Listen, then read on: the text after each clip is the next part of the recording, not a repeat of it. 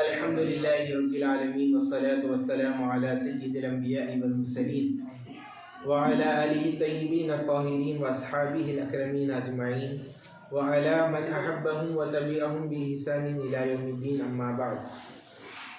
अऊज़ु बिल्लाहि मिनश शैतानिर रजीम बिस्मिल्लाहिर रहमानिर रहीम व इलाहुकुम इलाहुन वाहिद ला इलाहा इल्ला हुवर रहमानुर रहीम। आमन्तु बिल्लाहि सदक़ल्लाहुल अज़ीम। इन्नल्लाहा व मलाइकतहु युसल्लूना अलन नबी या अय्युहल्लज़ीना आमनू सल्लु अलैहि व सल्लिमू तस्लीमा। अल्लाहुम्मा सल्लि अला सय्यिदिना मुहम्मदिन व अला आलिहि व सहबिहि अफ़ज़ल सलवातिका व अदद मालूमातिका बारिक वसल्लिम। अज़ीज़ान मोहतरम बुज़ुर्ग और दोस्तों, खालिक़ कायनात अपने कलाम में इरशाद फरमा रहा है, व इलाहुकुम इलाहुन वाहिद ला इलाहा इल्ला हुवर रहमानुर रहीम। तुम्हारा खुदा एक खुदा है। इलाहुकुम इलाहुन वाहिद, तुम्हारा खुदा एक खुदा है। इलाहुकुम इलाहुन में तन्वीन है, नकीरा है। और इमाम तफसीर मज़हरी में क़ादी सनाउल्लाह पानीपती अलैहि रहमतुर रिज़वान फरमाते हैं कि इलाहुन के बाद वाहिद की कोई ज़रूरत ही नहीं है। वाहिद अरबी ज़बान में एक को कहते हैं। इलाहुन पे जो तन्वीन है वो तन्वीन ही बता रही है कि एक खुदा है। वो इलाहुकुम इलाहुन वाहिद, तुम्हारा जो खुदा है वो एक खुदा है। ला इलाहा इल्ला हुवर रहमानुर रहीम, नहीं है कोई खुदा बजुज़ उसी के, अल्लाह के अलावा कोई दूसरा खुदा नहीं है। और वो खुदा अपनी शान क्या है उसकी वो बयान करता है। हुवर रहमान और रहीम, वो रहमान भी है रहीम भी है, बहुत ही मेहरबान है, बहुत ही मेहरबान। रहमान का मतलब बहुत ही मेहरबान है और रहीम का मतलब हमेशा रहम फरमाने वाला है। ऐसा नहीं है कि आज रहम करेगा कल नहीं करेगा, बल्कि वो रहम उसका हमेशा से हमेशा रहम फरमाने वाला है। यहाँ तक कि महशर का मैदान होगा, अल्लाह तबारक व तआला के फ़ज़ल से जितने लोग जन्नत में जाएंगे ये उसके फ़ज़ल की बिना पर ही जाएंगे। वहाँ पर कोई अदल की बिना पर अगर अल्लाह तबारक व तआला अगर फ़ैसला करे तो मुश्किल है कि जन्नत में जाने की इंसान की गिरफ्त हो जाएगी। तो वहाँ भी वो इतनी रहमत करेगा, इतनी रहमत बरसाएगा अपने महबूब बंदों पर कि महशर का मैदान ही उसके लिए जन्नत में जाने का एक ज़रिया बन जाएगा। फिर उसके बाद आगे इरशाद फरमाया, इन्ना फ़ी ख़ल्क़िस समावाति वल अर्दि वख्तिलाफ़िल लैली वन नहारी वल फ़ुल्किल लती तजरी फ़िल बहरी बिमा यनफ़उन नास। फिर अल्लाह तबारक व तआला की कुदरत के करिश्मे इस आयत करीमा में बताए जा रही हैं कि क्या शान का वो परवरदिगार है। गौर करो ज़रा तुम, इन्ना फ़ी ख़ल्क़िस समावाति वल अर्दि, बेशक आसमानों और ज़मीन के पैदा करने में, आसमानों की तख्लीक़ या ज़मीन को पैदा करने में, वख्तिलाफ़िल लैली वन नहार, रात और दिन की गर्दिश में, रात का बदलना दिन का बदलना, रात जा रही है दिन आ रहा है। इसमें ज़रा गौर करो तुम, ज़रा गौर, अक्ल है तुम्हारे पास, ज़रा गौर करो ज़मीन को किस तरह अल्लाह ने पैदा किया है, आसमानों को जो पैदा किया है। ऐसा छत है ये तुम्हारे लिए कि इसका कोई पिल्लर आपको नज़र नहीं आएगा, सतून नज़र नहीं आएगा।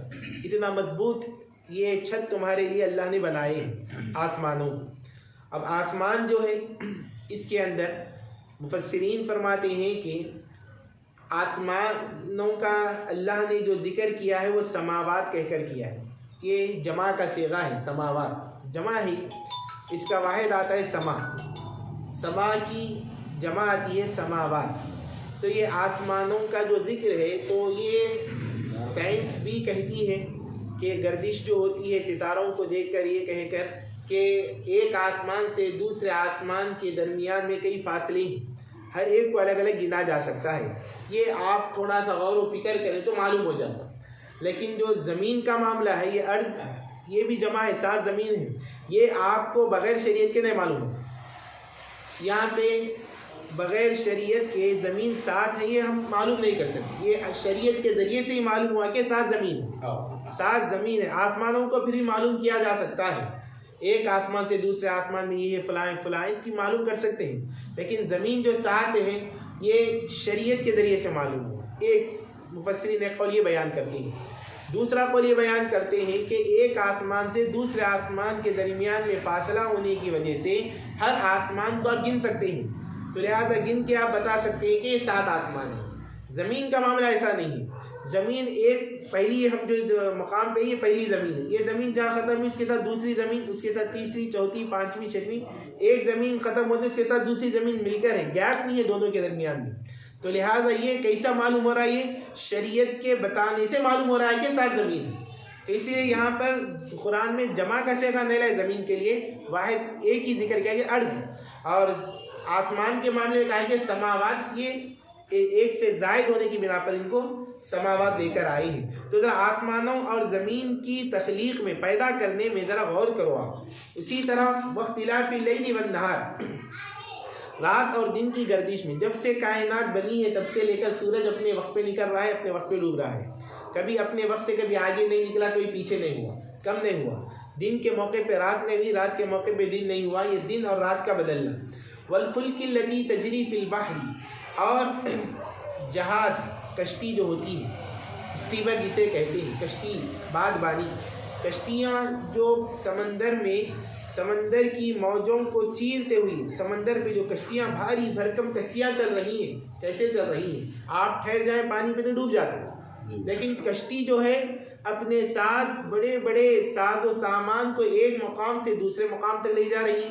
हमलो नकल की ये ज़राए हैं, एक वतन से इंपोर्ट एक्सपोर्ट करने का दारो मदार ज़्यादातर इसी पर मुनहसिर है। आप एक मकाम से दूसरे मकाम तक लाना जाना, बीमा यनफ़उन नास, वो उन चीज़ों को कश्तियाँ ले जाती हैं जो इंसानों को फ़ायदा पहुँचाती हैं, जो नफ़ा पहुँचाती हैं, जो तुम्हें नफ़ा पहुँचाती है लोगों को, वो भारी भरकम चीज़ें आसमान पानी पर एक मकाम से दूसरे मकाम को वो ले जा रही हैं। वमा अंज़लल्लाहु मिनस समाई मिन माइन, और ज़रा गौर करो जो अल्लाह तबारक व तआला ने आसमान से, बादलों से पानी को उतारता है, पानी को उतारता है। जब पानी उतरता है तो क्या होता है, फ़अहया बिहिल अर्ज़ बअद मौतिहा, ज़मीन के साथ जो मुर्दा हो गई ये ज़मीन, मरने के बाद फिर दोबारा ज़मीन को ज़िंदा कर रहा है। पानी जब आता है तो पानी से, हदीस कुरान पाक में अगली आयतों में दूसरे मकामात पर रब ने फरमाया कि अल्लाह ने हर चीज़ को पानी से पैदा किया। अगर पानी अगर ख़त्म हो जाए तो ज़िंदगी ख़त्म हो जाती, कोई भी ज़िंदगी। उसके लिए पानी जो है ना भाई, पानी के बगैर ज़िंदगी गुजारना मुश्किल है, हो ही नहीं सकता।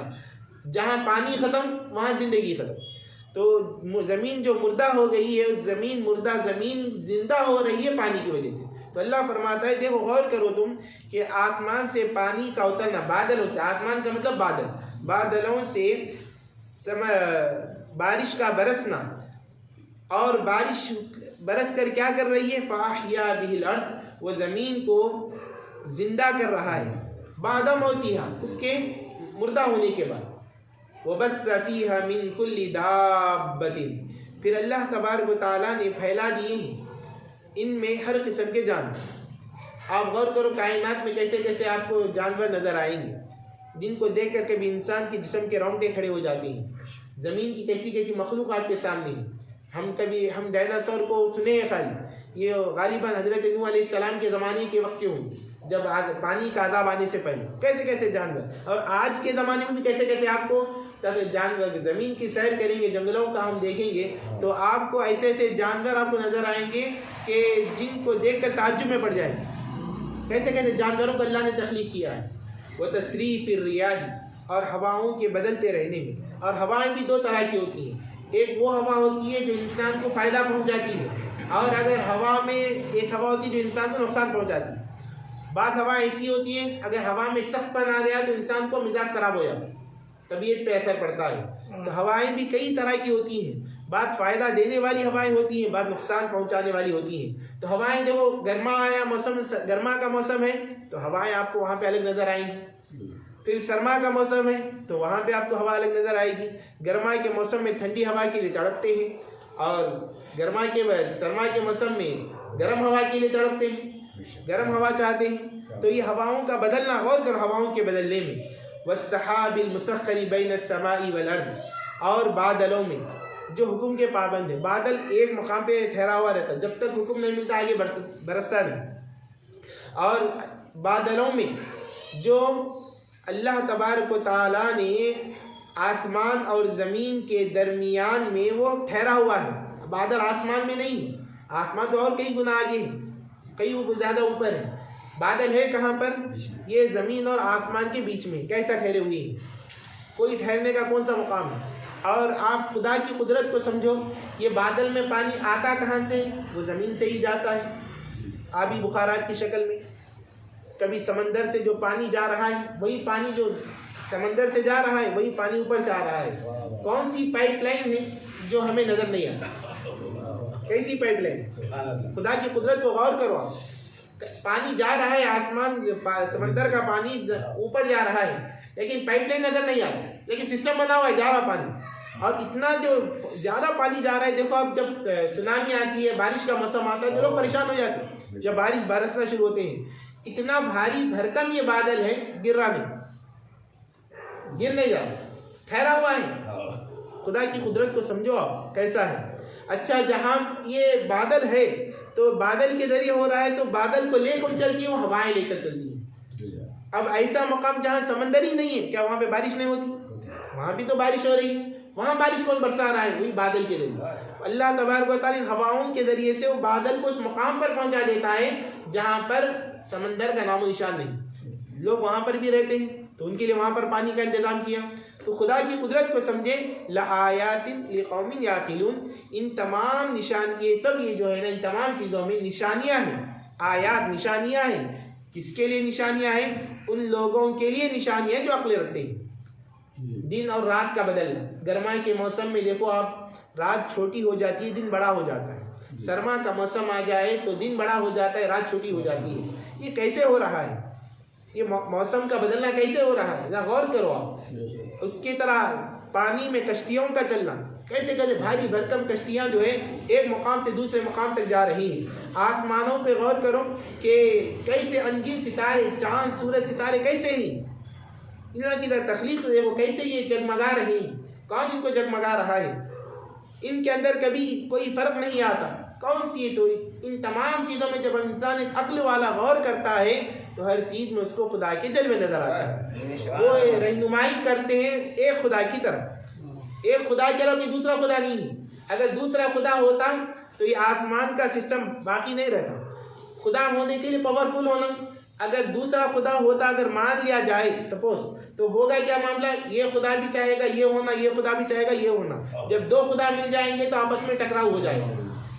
जब टकराव हो जाएगा तो निज़ाम चलेगा नहीं, धर्म भरम हो जाएगा। तो इन तमाम चीज़ों में गौर करने पर यह मालूम होगा कि अल्लाह तबारक व तआला की तरफ निशानी मिलेगी, रहनुमाई मिलेगी कि खुदा के जलवे नज़र आएंगे। फिर आगे अल्लाह इरशाद फरमाता है, वो मिनन नासि मन यत्तखिज़ु मिन दुनिल्लाहि अंदादन युहिब्बूनहुम का हुब्बिल्लाह। और कुछ लोग वो हैं, लोगों में से चंद लोग वो हैं जो बना लेते हैं अल्लाह के अलावा दूसरों को, उसके मद्दे मुकाबिल में दूसरों को, अल्लाह के अलावा, अल्लाह को छोड़कर किसी दूसरे को जो है वो माबूद बना लेते हैं। युहिब्बूनहुम का हुब्बिल्लाह, वो उनसे मोहब्बत करते हैं, उनसे जैसे वो अल्लाह से मोहब्बत करना चाहिए।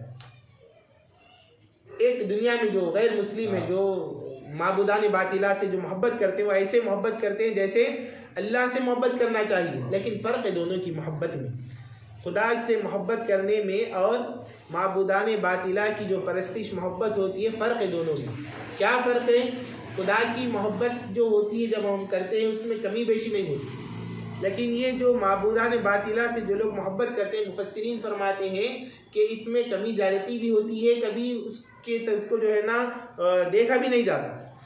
गरज की मोहब्बत होती है, गरज फिर गई तो ख़त्म, वो पलटते भी नहीं, जाते भी नहीं, आते भी देखते भी नहीं, ऐसा होता है। लेकिन खुदा की मोहब्बत ऐसी नहीं है। खुदा की मोहब्बत से ऐसा नहीं है। वल्लज़ीना आमनू अशद्दु हुब्बन लिल्लाह, अल्लाह से जो ईमान वाले मोहब्बत करते हैं, कुरान बोल रहा है कि ईमान वाले वो हैं जो सबसे ज़्यादा अल्लाह से मोहब्बत करते हैं। अब यहाँ पर मुफस्सिरीन फरमाते हैं कि क़ियामत का दिन होगा। मोहब्बत कैसी होती है खुदा से? ईमान वाला जो मोहब्बत करता है उसकी मिसाल, और जो गैर मुस्लिम जो माबूदान बातिला से जो मोहब्बत करते हैं उनकी मिसाल। मुफस्सिरीन बयान करते हैं कि हज़रत गालिबन सईद बिन जुबैर रज़ी अल्लाह ताला अन्हु का कौल है, वो फरमाते हैं कि क़ियामत का दिन होगा तो जब माबूदान बातिला को दोज़ख में डाल दिया जाएगा, दोज़ख में जल रहे होंगे माबूदान बातिला, तो उनकी जो परस्तिश करने वाले थे उनसे कहा जाएगा कि तुम्हारे माबूद आग में जल रहे हैं, तुम भी जाओ इनके साथ, मोहब्बत करते रहना, जाओ इनके साथ। तो वो लोग नहीं जाएंगे, वो लोग नहीं जाएंगे, बोलेंगे हम नहीं जाते, डरेंगे कि कहाँ से मोहब्बत है, ये मोहब्बत तो नहीं हुई। सईद बिन जुबैर कहते हैं कि जब ईमान वालों से कहा जाएगा कि तुम दोज़ख में गिर जाओ, आग में गिर जाओ, रब फरमाएगा उनसे गिरो तुम आग में, अब वो कभी बेशी नहीं देखेंगे, अब वो नहीं देखेंगे आग है जलाने वाली है, आग है ये नुकसान पहुंचाने वाली, नहीं देखेंगे, हुक्म है रब का, गिर जाएंगे। सुभान अल्लाह, सुभान अल्लाह, ये मोहब्बत है। तो कुरान कहता है वल्लज़ीना आमनू अशद्दु हुब्बन लिल्लाह, ईमान वाले वो हैं जो अल्लाह से बहुत ज़्यादा मोहब्बत करते हैं, बहुत ज़्यादा मोहब्बत करते हैं, जिसका कोई इंतहा नहीं। अल्लाह वाले से कैसी मोहब्बत है, आप देखो मोहब्बत कैसी है, आप सहाबा इकराम की ज़िंदगियों में देखो।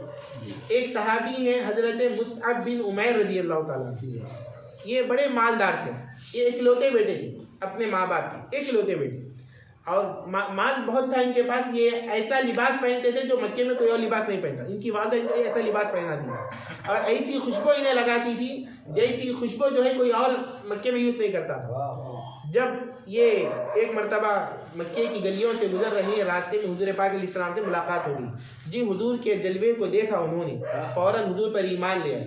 जो ही ईमान ले आए, जो जितनी उनके अंदर सहूलतें थी, जो फैसिलिटीज़ थी, वो पूरे ख़त्म हो गई, उनकी माँ ने उनको छीन ली पूरी। अब उनके ऊपर क्या हुआ, ज़िंदगी दोबार हो गई, मुश्किलात में आ गई। अब आलम यह हुआ कि ना पहनने के लिए लिबास है, यहाँ तक कि जब जंगे ओहद में वो शहीद हुए तो उनको जो कफन दिया गया, तो आलम यह है कि लिबास भी मुकम्मल नहीं कफन का, गरीबी का ये मामला।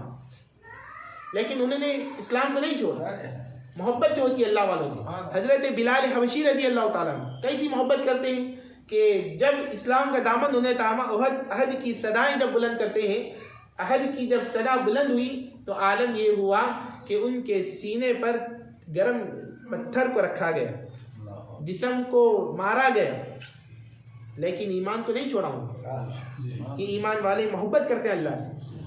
हज को जाते ही इमाम शहजादे नवासे रसूल हज़रत इमाम हसन रज़ी अल्लाह ताला अन्हु के बारे में आता है कि इमाम हसन रज़ी अल्लाह ताला अन्हु जो है हर साल हज को जाते, और कैसे जाते थे हज?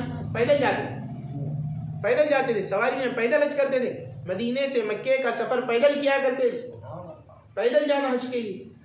पूछा गया क्यों, तो बताया गया कि महबूब के मिलने के लिए जो रास्ते में कांटे भी चुभते हैं तो फूल नजर आते हैं। सुभान अल्लाह, सुभान अल्लाह। तो अब हज में है भी क्या, देखो वहाँ पे कोई सोना चांदी तो है नहीं, जेवरात तो है नहीं, वहाँ पर है क्या, वहाँ पर खुदा के जलवे हैं, महबूब की महबूबों की अदाएँ हैं, महबूब के महबूबों की अदाएँ वहाँ पर मौजूद हैं। बिला हजरत इब्राहिम खलीलुल्लाह की अलामात, उनकी निशानियाँ हैं। हजरत इस्माइल अलैहिस्सलाम की यादगार है, हजरत सैयदा बीबी हाजरा की यादगारें हैं। तो उन्हीं यादगारों को तो अदा किया जा रहा है। काबे के अतराफ इर्द गिर्द फिर रहे हैं, सीना तान कर चल रही हैं। दुनिया में कहीं सीना तान कर नहीं चलते, गुरूर अंदाजा नहीं, गुरूर की शक्ल में नहीं चलते, लेकिन जब काबे में जाते हैं तो तवाफ के इब्तिदाई चक्करों में हुक्म है कि आप वहाँ पर सीना तान कर चलें, रमल करना है।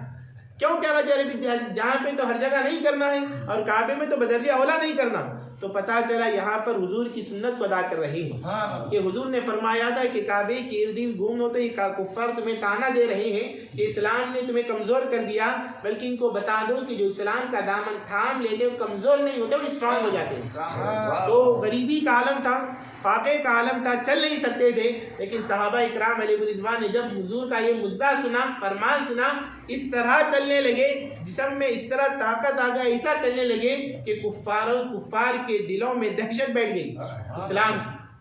तो अज़ीज़ान मोहतरम ये ईमान वाले होते हैं। और दीगर जो मज़मून है इंशाअल्लाह उस मज़मून को हम आगे अगला आइंदा जुमा समाअत करेंगे। आखिर में अल्लाह से दुआ करता हूँ कि परवरदिगार आलम कहने और सुनने से ज़्यादा अमल की तौफ़ीक़ अता